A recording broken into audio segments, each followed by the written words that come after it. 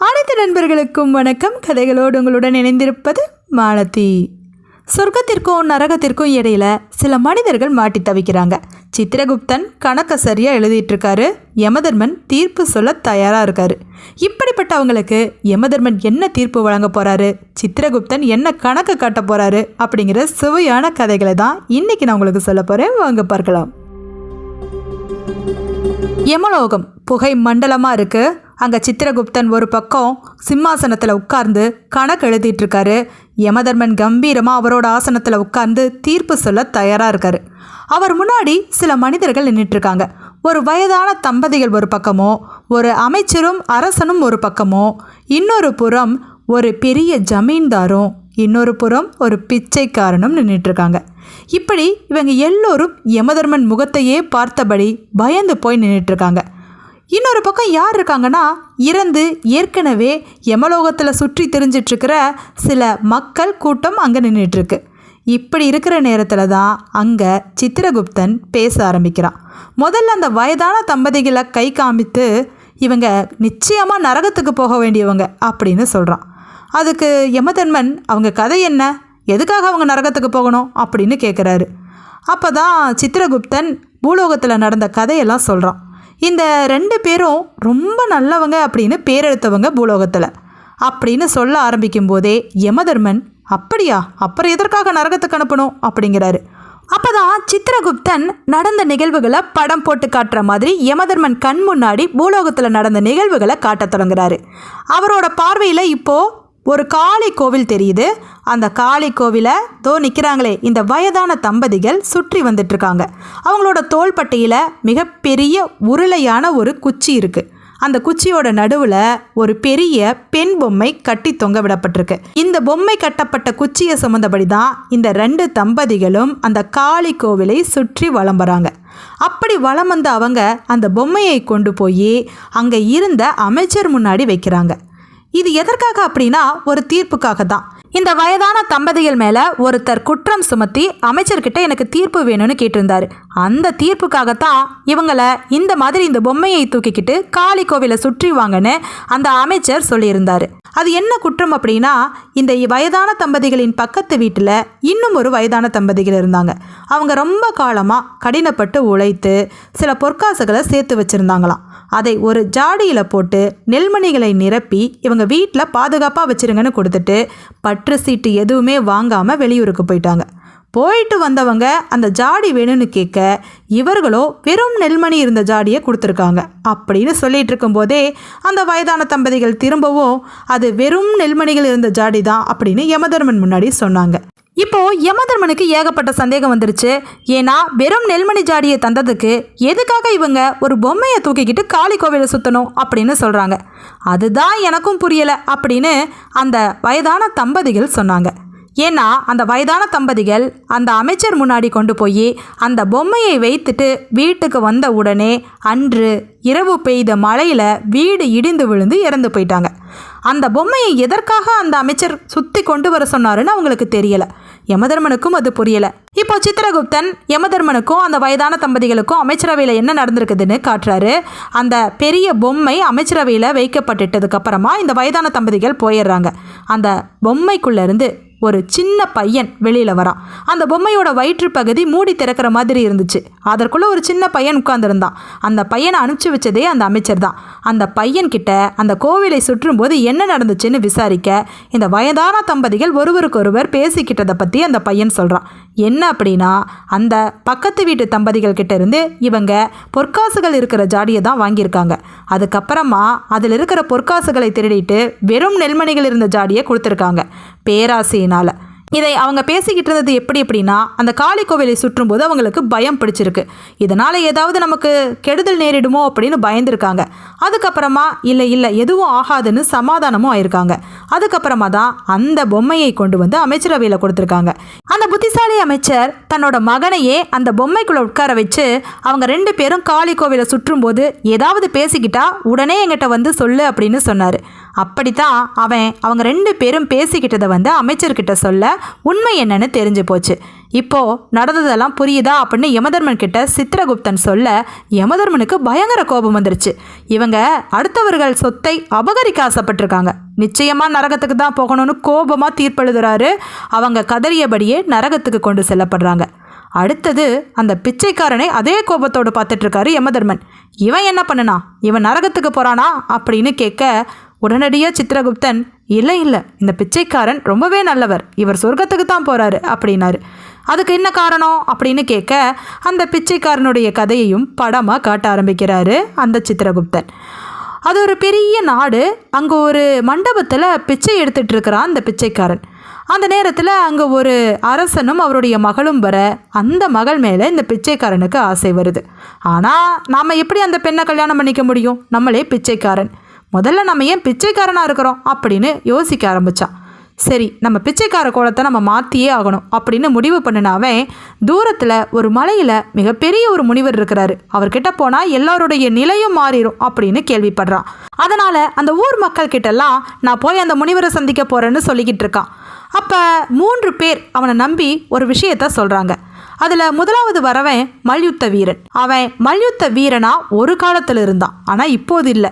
ஏன்னா அவனுக்கு தீராத மனநோய் ஒன்று பிடிச்சுக்கிட்டு ஆட்டுது. அதனால் அவனால் மல்யுத்தமே பண்ண முடியல. இதுக்கு என்ன தீர்வுனோ அவர்கிட்ட கேட்டுட்டு வாங்க, என்னால் அவ்வளவு தூரம் பயணம் செய்ய முடியாது அப்படின்னு சொல்கிறான். சரின்னு அந்த பிச்சைக்காரன் அவனுக்கு வாக்கு கொடுத்துட்டு கிளம்புறான். அடுத்தது ஒரு புலவர்.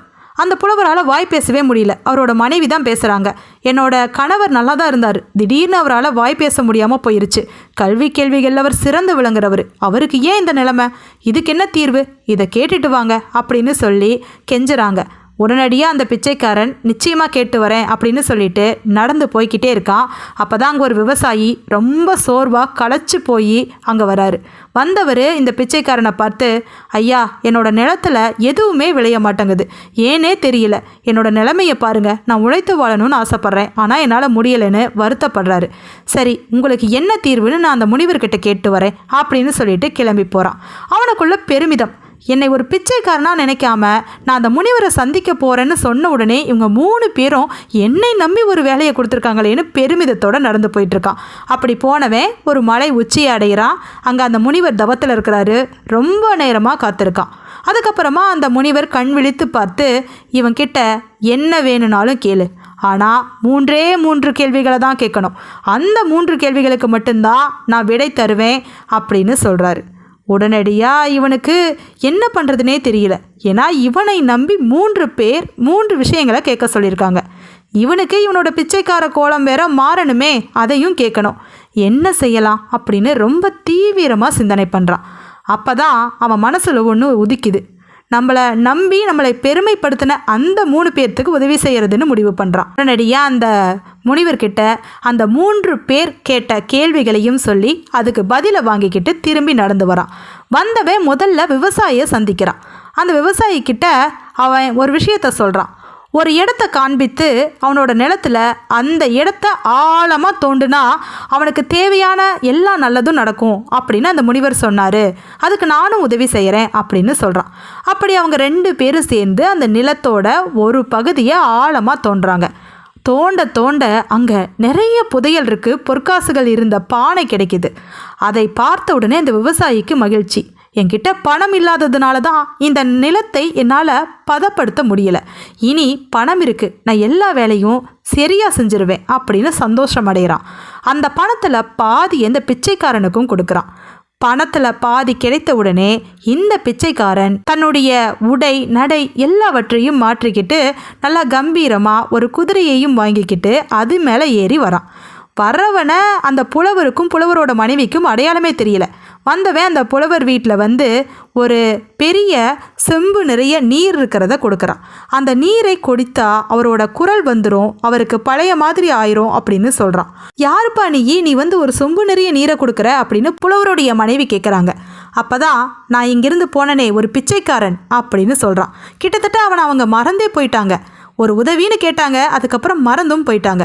இப்போது அந்த பிச்சைக்காரன் இப்பேற்பட்ட கோலத்தில் வந்திருக்கிறத பார்த்து அவங்க பெரும் ஆச்சரியம் அடைகிறாங்க. அந்த செம்பில் இருக்கிற நீரை வாங்கி பருகின உடனே அந்த புலவருக்கு குரல் வந்துடுது. அதுக்கப்புறமா உனக்கு என்ன வேணும் அப்படின்னு கேட்குறாங்க.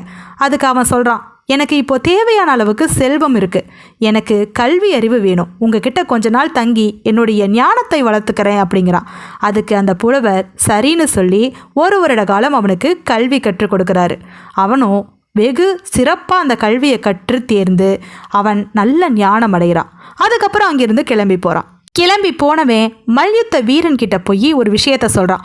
உங்கள் மனநோய் குணமாகணும் அப்படின்னா கொஞ்சம் கூட வீரமே இல்லாத ஒருத்தனை வீரனா மாற்றுற அளவுக்கு அவனுக்கு வித்தையை நீங்கள் கற்றுக் கொடுக்கணும் அப்படின்னு சொல்கிறான். அப்போ மல்யுத்த வீரன் அப்படிப்பட்டவனுக்கு நான் எங்கே போகட்டும் அப்படின்னு கேட்க, ஏன் நான் இல்லை அப்படின்னு சொல்கிறான். அவனோட கோலத்தை பார்த்து ஏற்கனவே ஆச்சரியப்பட்டு போயிருந்தான். அவன் நல்ல வசதி வாய்ப்பாக இருக்கிறவனாகவும் நல்ல கல்வி கேள்விகளில் சிறந்தவனாகவும் வந்திருக்கிறத பார்த்து அந்த முனிவருடைய வேலை தான் இதெல்லாம் அப்படின்னு சொல்லி நினைக்கிறான். அதனால் தனக்கும் எல்லாம் சரியாயிரும் அப்படின்னு நம்புகிறான். அந்த நம்பிக்கையோட இவனுக்கு மல்யுத்தத்தை கற்றுக் கொடுக்குறான். அவனும் சிறந்த வீரனாக மாறுறான். இப்போது கொஞ்சம் கொஞ்சமாக அந்த மல்யுத்த வீரனுடைய மனநோய் குணமாகுது. மனதிற்குள்ள நம்பிக்கை பிறக்குது. நம்பிக்கை பிறந்ததுக்கு அப்புறமா மல்யுத்த வீரன் குணமாயிடுறான். அவனுக்கு நன்றிகள் சொல்கிறான். இப்படி அந்த பிச்சைக்காரன் வீரனாகவும் ஞானியாகவும் செல்வந்தனாகவும் மாறி அங்கே நிற்கும் போது தான் அந்த அரசர் ஒரு அறிவிப்பை கொடுக்குறாரு. பல போட்டிகளை வச்சு இந்த போட்டிகளில் யார் வெற்றி பெறுகிறார்களோ அவர்களுக்கே என்னுடைய பெண்ணை கொடுக்குறேன்னு சொல்ல, இந்த பிச்சைக்காரனாக இருந்தவன் அந்த போட்டிகளில் கலந்துக்கிட்டு வெற்றியும் பெறுகிறான். அந்த பொண்ணை கல்யாணம் பண்ணி அந்த நாட்டுக்கே அரசனாகவும் ஆயிட்டான் அப்படின்னு சொல்லி சித்திரகுப்தன் முடிக்க அந்த பிச்சைக்காரன் அப்படியே அரசனாக மாறி நிற்கிறான். இப்போது சொல்லுங்க, இவன் எண்ணம் சிறப்பாக இருந்தனால தானே இந்த மாதிரி ஒரு காரியத்தை செய்ய முடிஞ்சிச்சு. இவனுக்குன்னு கேட்காம அந்த 3 பேர்த்துக்காக பேசி நல்ல எண்ணத்தோடு நடந்துக்கிட்டனால தான் இப்போ இவன் அரசனாக இருந்து வாழ்ந்து இறந்து போயிருக்கான் அப்படின்னு சித்திரகுப்தன் சொல்ல, யமதர்மன் முகத்தில் இருந்த கடுகடுப்பு மாறி முகமலர்ச்சி வருது. உடனடியாக சிரித்தபடியே இவரை சொர்க்கத்துக்கு கூட்டிகிட்டு போங்கன்னு சொல்கிறாரு. அடுத்தது யமதர்மனுடைய பார்வை குறுகுறுப்போடு அங்கிருந்த அமைச்சர் மேலேயும் அரசன் மேலேயும் விழுது. இவங்க 2 பேரும் இணை பிரியாமல் ஒன்றாவே நிற்கிறாங்க அப்படின்னு கேட்க, அதுக்கு சித்திரகுப்தன் சிரித்தபடி, ஆமாம், இவங்க 2 பேருமே ஒன்றா நரகத்துக்கு போக போகிறாங்க அப்படின்னு சொல்லி வாய் மூடுறக்குள்ளே அங்கிருந்த அரசர் குதிக்கிறாரு. நான் எந்த தவறுமே இதுவரையிலும் பண்ணதில்லை, என்னை எதுக்காக அங்கே நரகத்துக்கு அனுப்புகிறீங்க அப்படின்னு கேட்குறாரு. அதுக்கு அந்த சித்திரகுப்தன், ஆமாம், நீங்கள் எந்த தவறும் நேரடியாக பண்ணலை அப்படின்னு சொல்கிறாரு. அந்த அரசர், ஆமாம், நான் என்ன தவறு பண்ணினேன் அப்படின்னு கேட்குறாரு. நீங்கள் நேரடியாக தவறு பண்ணினா மட்டும்தான் தவறுன்னு இல்லை, கொஞ்சம் கவனித்து பூலோகத்தை பாருங்க அப்படின்னு திரும்பவும் படம் போட்டு காட்டுறாரு. ஒரு மிகப்பெரிய நாடு, அதில் மிகப்பெரிய கோட்டையில் கம்பீரமாக அந்த அரசர் உட்கார்ந்துட்டுருக்காரு. இவரோட ஆட்சியில் மக்கள் எல்லாம் சந்தோஷமாக தான் இருந்தாங்க. ஆனால் இந்த அரசருக்கு மட்டும்தான் ஒரு குறை, தனக்கு சரியான அமைச்சர் இல்லை. கடின உழைப்பாளியாகவும் இருக்கணும், சிறந்த புத்திசாலியாகவும் இருக்கணும் அப்படின்னு யோசிச்சுட்டு இருந்தார். அப்போ தான் மாறு வேடம் போட்டு நகர்வலம் போயிட்டு இருந்தார். அந்த நேரத்தில் ஊருக்கு ஒதுக்குப்புறமாக இருக்கிற ஒரு குடிசையில் ஒரு வாலிபன் இருக்கிறத பார்த்தாரு. அந்த வாலிபனுக்கு முன்னால் மிகப்பெரிய ஒரு தோட்டம், அதை வித்தியாசமாக அவன் கையாண்டிருந்தான். அந்த தோட்டத்துக்குள்ளார அவனுக்கு தேவையான எல்லாமே இருந்துச்சு. அவனால் எல்லாமே உருவாக்க முடிஞ்சிருந்துச்சு. புதுசாக நிறைய உருவாக்கி வச்சுருந்தான். அதையெல்லாம் பார்த்த அரசர் ஆச்சரியப்பட்டார். அவனை கூப்பிட்டு விசாரித்தார். இவ்வளவு சிறிய இடத்துல இவ்வளவு வித்தியாசமான தானிய வகைகளை எப்படி உருவாக்கின அப்படின்னு சொல்ல, இரவு பகலாக நான் கஷ்டப்பட்டேன், அது மட்டும் இல்லாமல் புது யுக்தியெல்லாம் கையாண்டேன். அதனால தான் என்னுடைய தோட்டத்தில் விளையிற எல்லாமே சிறப்பாக இருக்குது, அதனால் நான் சிறப்பாக வாழ்ந்துட்டுருக்கேன் அப்படின்னு அவன் சொல்கிறான். இதை கேட்ட உடனே அரசருக்கு தனக்கு தேவையான அமைச்சர் இவன் தான் போல அப்படின்னு நினைக்க தோணுது. பக்கத்தில் இருந்தவங்க கிட்ட விசாரிக்க, ஆமாம், அவன் சிறந்த உழைப்பாளி அப்படின்னு சொல்கிறாங்க. சரின்னு சொல்லிட்டு அவனை கூட்டி கொண்டு போய் தன்னுடைய அமைச்சரவையில் முக்கிய அமைச்சர் பணியை போட்டு தராரு. இப்படியே நாட்கள் நகர்ந்துகிட்டு இருக்க, அமைச்சரும் அந்த அரசனும் ஒரு கொள்ளை கூட்டத்தால் சூழப்பட்டு ஒரே நேரத்தில் இருந்து இப்போது இங்கே வந்து சேர்ந்துட்டாங்க. இதுதான் நடந்த கதை. இதையெல்லாம் பார்த்த யமதர்மன், இதில் என்ன தவறு, அவன் சிறந்தவனாக இருந்தான், இவர் அமைச்சராக்கினாரு, நல்லா தான் ஆட்சி பண்ணினாரு, இதுக்கு எதுக்காக நரகம் அப்படின்னு யமதர்மன் கேட்க, சித்திரகுப்தன் சிரித்தபடியே, இன்னும் கொஞ்ச காலம் பூலோகத்தை நீங்கள் பார்க்கணும் அப்படின்னு சொல்லிட்டு பூலோகத்தை காட்டுறாரு. அப்போது அந்த அமைச்சர் செஞ்ச அட்டகாசங்கள் அளவற்றவையாக இருந்துச்சு. மக்கள்கிட்ட தேவையில்லாமல் வரி வசூல் பண்ணி அவர்களை கடினமாக துன்புறுத்திக்கிட்டு இருந்தான் இந்த அமைச்சர். இந்த விஷயம் அரசர் காதுக்கு போகாமல் வெகு சிறப்பாகவே பார்த்துக்கிட்டான். இதனால தான் இவர்களை நரகத்துக்கு நரகத்துக்கு போகணும் அப்படிங்கிறேன் அப்படின்னு சித்திரகுப்தன் சொல்கிறாரு. இதற்கு அரசர், அட இப்படிப்பட்டவனா நீ அப்படின்னு அந்த பக்கத்தில் இருந்த அமைச்சரை விட்டு கொஞ்சம் தள்ளி வராரு. இதற்கு நான் என்ன பண்ணுவேன்? நான் எந்த தவறுமே பண்ணலையே, இவன் செய்த தவறுக்கு நான் என்ன செய்ய முடியும் அப்படின்னு சொல்ல யமதர்மன் கோபப்படுறாரு. பின்ன இருக்காதா, நீதான அரசன், நீதானே இவனை வேலைக்கு அமர்த்தின, என்ன நடக்குதுங்கிறத ஆராயாம விட்டது உன்னோட தவறு. இவனுடைய குணத்தை இன்னும் ஆராய்ந்து பார்த்து தான் நீ வேலைக்கு அமர்த்தியிருக்கணும். அது மட்டும் இல்லாமல் நல்லவனை கூட்டிகிட்டு வந்துட்டோம் அவன் பார்த்துக்குவான்னு மெத்தனமாக இருந்தது உன்னுடைய தவறு. உன்னுடைய மெத்தனத்தினால தான் மக்கள் ரொம்பவே கஷ்டப்பட்டிருக்காங்க. அதனால் நீயும் நரகத்துக்கு போக வேண்டியவன் தான் அப்படின்னு அவங்க 2 பேரையும் நரகத்துக்கு அனுப்பி வச்சிடுறாரு இந்த யமதர்மன். திரும்ப அதே கோபத்தோட அங்கிருந்த ஒரு ஜமீன்தாரை பார்க்குறாரு. ஜமீன்தார் என்ன பண்ணாரு அப்படின்னு கேட்க சித்திரகுப்தன், நீங்கள் கோபப்படுற அளவுக்கு ஒன்றுமே இல்லை, இவர் நிச்சயமாக சொர்க்கத்துக்கு போக வேண்டியவர், இவரோட கதையை நம்ம பார்க்கலாம் வாங்கன்னு பூலோகத்தை கட்டுறாரு. அப்படி சித்திரகுப்தன் சொன்ன உடனே அங்கிருந்த மக்கள் கூட்டத்தில் இருக்கிறவங்கெல்லாம், இவரா நல்லவர், இவர் பெரிய கஞ்ச பிசினாரி இல்லை, நான் அந்த ஊரில் தானே வாழ்ந்தேன், எனக்கு தெரியாதா அப்படின்னு சொல்கிறாரு. அதுக்கு சித்திரகுப்தன், அவரோட கதை முழுமையாக தெரியறதுக்கு முன்னாடியே நீங்கள் இறந்து போயிட்டீங்க, அதனால் நீங்கள் கொஞ்சம் அமைதியாக இருங்க அப்படின்னு அடக்கிறாரு. அப்போ தான் சித்திரகுப்தன் பூலோகத்தை காட்டி அங்கே நடக்கிறத காட்டுறாரு. மிகப்பெரிய பணக்காரராக இருக்கிறாரு இந்த ஜமீன்தார். அவருக்கு ஒரே ஒரு மகன் இருக்கான். அவரை கஞ்ச பிஸ்னாரின்னு தான் எல்லாமே சொல்லுவாங்க. தேவையில்லாமல் எந்த பணத்தையும் அவர் செலவு பண்ண மாட்டார். தன்னோட மகனுக்கு பெரிய அளவில் பணமெல்லாம் எதுவும் கொடுக்க மாட்டார். அவனை படிக்க மட்டும்தான் வச்சார். அப்படி படிக்க வச்சதுக்கப்புறமா அவன் வேலை தேட முயற்சியே பண்ணலை. தன்னோட அப்பா கிட்ட தான் நிறைய பணம் இருக்கேன்னு சொல்லி அவன் மெத்தனமாக இருந்தான். அப்போ அந்த ஜமீன்தாருக்கு 2 அரண்மனைகள் இருந்துச்சு. அதில் ஒரு அரண்மனையில் தான் மகனோட தங்கி இருந்தார். மகன் இப்படி இருக்கிறத நினச்சி வருத்தப்பட்டாரோ என்னவோ தெரியாது, அங்கே வேலை செஞ்ச கூலி ஆட்களை எல்லாம் நிறுத்திட்டு அந்த வேலையெல்லாம் நீ செஞ்சாதான் உனக்கு சாப்பாடுன்னு சொல்கிறத பார்த்து அந்த ஊர் மக்கள் எல்லாம் அவரை மேலும் திட்டிக்கிட்டு இருந்தாங்க. இவர் கஞ்ச பிஸ்னாரியாக இருக்கிறாரு. அதனால தான் கூலி ஆளுகளையெல்லாம் நிறுத்திட்டு தன்னோட மகனையே வேலை வாங்குறாரு. இருக்கிற பணத்தையெல்லாம் என்ன பண்ண போகிறாரு, சாகும்போது எடுத்துட்டா போகிறாரு அப்படின்னு கண்டபடி பேசிக்கிட்டு இருந்தாங்க. அதையெல்லாம் காதலியே அவர் வாங்கிக்கல. அவர் என்ன நினைக்கிறாரோ அதையே செஞ்சுக்கிட்டு இருந்தார். அப்போ தான் அவரோட மகனுக்கு பயங்கர கோபம் வருது. அவன் வேகமாக கிளம்பி போய் ஒரு பிச்சைக்காரனையும் திருடனையும் பார்க்குறான். அந்த பிச்சைக்காரனையும் திருடனையும் இன்று இரவு என்னோட வீட்டில் வந்து திருடுங்க, வழி இதுதான் அப்படின்னு காட்டி கொடுக்குறான். அப்படி திருடிய பணத்தில் நம்ம 3 பேரும் பங்கு போட்டுக்கலாம் அப்படின்னு சொல்கிறான். அதே மாதிரி அன்னைக்கு இரவு அவன் எதுவும் தெரியாத மாதிரி படுத்து தூங்க பிச்சைக்காரனும் திருடனும் அவன் சொன்ன வழியாக அந்த வீட்டுக்குள்ளே திருட வராங்க. ஆனால் அந்த ஜமீன்தார் அன்னைக்கு சரியாக தூக்கம் பிடிக்காமல் முழிச்சிட்டு இருந்தார். அதனால் அவங்க 2 பேரும் கையும் களவுமா மாட்டிக்கிட்டாங்க. இவன் எந்திரிச்சே வரல. எங்கே எந்திரிச்சா மாட்டிக்குவோமோன்னு அவன் படுத்து தூங்குவது போல பாவனை செஞ்சுக்கிட்டு இருந்தான். கடைசியாக அவங்க 2 பேரையும் ஊர் மக்கள் முன்னாடி கொண்டு போய் நிறுத்தின ஜமீன்தார், இவர்களுக்கு ஒரு தண்டனை கொடுக்குறேன், எனக்கு சொகுசான ஒரு அரண்மனை இருக்குது, அந்த அரண்மனையில் 6 மாத காலத்துக்கு இவங்க 2 பேரும் தங்கணும், இவங்களுக்கு என்னென்ன தேவை இருக்கோ அத்தனையும் செய்ய ஆட்களை நியமிக்கிறேன் அப்படின்னு சொல்கிறாரு. இது எல்லாமே ஊர் மக்களுக்கு ரொம்பவே ஆச்சரியமாக இருக்குது. ஏன்னா காசே செலவு பண்ணாத இவங்க 2 பேர்த்துக்கு எதற்கு இவ்வளவு விழுந்து விழுந்து கவனிக்கிறாரு அப்படின்னு ஆச்சரியம்தான். அப்படிப்பட்ட அவர் அவங்க 2 பேரையும் கொண்டு போய் அந்த தூரத்தில் இருக்கிற அரண்மனையில் 6 மாத காலத்துக்கு தங்க வைக்கிறாரு. 6 மாத காலத்திற்கு அப்புறமா நீங்கள் அங்கிருந்து கிளம்பி வரணும், உங்களுக்கு என்ன தேவைனாலும் நான் செஞ்சு கொடுக்குறேன் அப்படின்னு சொல்கிறாரு. இப்படி நடந்ததை கேள்விப்பட்டு அந்த ஜமீன்தாரோட மகன் ரொம்பவே ஆச்சரியப்பட்டு போனான். ஏன் இப்படி பண்ணுறாருன்னு புரியாமல் விழிப்புதுங்கி நின்னான். ஆனால் அவனுக்கு மட்டும் தினமும் வயலில் கடுமையாக வேலை கொடுத்தாரு. அவன் ரொம்பவே கஷ்டப்பட்டு போனான், மனசொடிஞ்சும் போயிட்டான். சொன்ன வேலையை அவங்க சரியாக பண்ணியிருந்தா இந்நேரம் பணம் நம்ம கைக்கு வந்திருக்கோம், இங்கிருந்து தப்பிச்சிருக்கலாமே அப்படின்னு நினச்சான். அதற்கப்புறமா 6 மாத காலம் காத்திருந்தான். ஆனால் அந்த 2 பேரும் வரவே இல்லை. காசை வாங்கிக்கிட்டு ஊரை விட்டு ஓடிட்டாங்களோன்னு நினச்சி அந்த அரண்மனையில் போய் பார்க்குறான். அவங்க 2 பேரும் எப்போவோ போயிட்டு தான் சொல்கிறாங்க. அவங்க 2 பேரும் தன்னுடைய தந்தையை ஏமாற்றி காசு பறிச்சுக்கிட்டு போயிட்டாங்கன்னு சொல்லி அவங்கள தேடி ஊர் ஊராக அலையிறான். ஒரு நாள் அவங்கள கண்டுபிடிக்கவும் செஞ்சான். தன்னை ஏமாத்திட்டு அவங்க ஓடிட்டாங்கன்னு நினச்ச அவன் அவங்கள தேடி ஊர் ஊராக அலையிறான். அப்போ தான் அந்த திருடனை பார்க்குறான். அவன் ஒரு சிறு வியாபாரியாக இருந்தான். சின்னதாக ஒரு கடை வைத்து பிழைச்சிட்டு இருந்தான். அடுத்தது அந்த பிச்சைக்காரன், அவன் ஒரு விவசாயிக்கிட்ட வேலைக்கு சேர்ந்து மாங்குன்னு வேலை செஞ்சுட்டு இருந்தான். இவங்க 2 பேர்த்தையும் பார்த்தா தன்னோட தந்தைக்கிட்ட பணம் வாங்கிட்டு வந்த மாதிரி தெரியலையே, என்னாச்சுன்னு விசாரிப்போம் அப்படின்னு அவங்கள விசாரிக்கிறான். உன்னோட தந்தை என்னை ஒரு சொகுசு அரண்மனையில் கொண்டு போய் விட்டாங்க. அங்கே என்னோட தேவைகள் எல்லாவற்றையும் தீர்க்க ஆட்கள் இருந்தாங்க. எனக்கு கொஞ்ச நாள் நல்லா தான் இருந்துச்சு. அதுக்கப்புறம் அது எனக்கு சலிப்பு தட்ட ஆரம்பிச்சிருச்சு. என்னடா வாழ்க்கை அப்படின்னு இருந்துச்சு. அப்போதான் உழைப்போட மகத்துவம் புரிஞ்சிச்சு. உழைச்சி நம்ம வாழ்ந்து சந்தோஷம் அடைகிற மாதிரி வேறு எதுவுமே இல்லைங்கிறத புரிஞ்சுக்கிட்டோம். உன்னோட தந்தை கிட்ட சொல்லாமல் கொள்ளாமல் அங்கேருந்து ஓடியும் வந்துட்டோம் அப்படின்னு அவங்க 2 பேரும் சொல்கிறாங்க.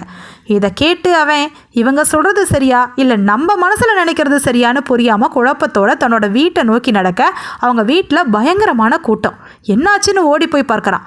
அங்கே ஒரு மாற்றுத்திறனாளி உட்காந்துட்டு இருந்தார். அவர் மிக பிரபலமானவர். ஊர் உலகத்திலெல்லாம் சிற்பக்கலையில் பெயர் பெற்றவர்.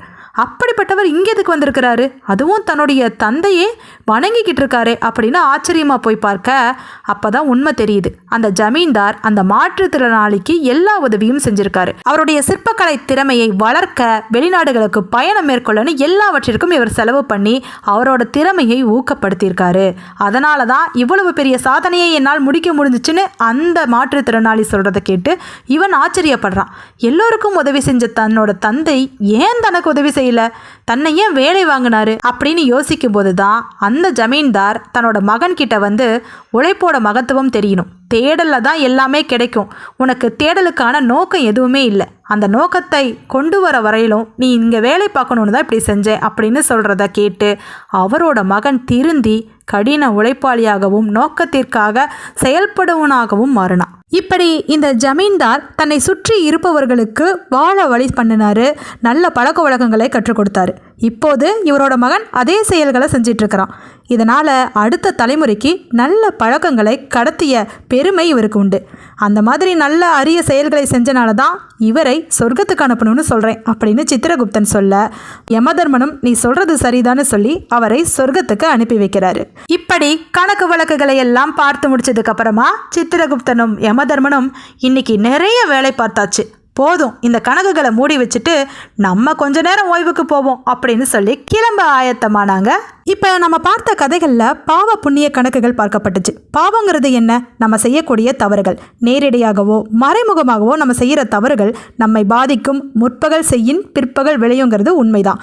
அதே மாதிரி நம்ம ஒவ்வொரு செயலை செய்யும் போதும் கவனமாக அதன் மூலமாக மற்றவர்களுக்கு பாதிப்புகள் இருக்குதான்னு ஆலோசனை செய்து அதுக்கப்புறமா செயலை செய்யணும். அதுதான் இந்த கதையோட நோக்கம். மீண்டும் ஒரு நல்ல கதையோடு சந்திப்போம். நன்றி.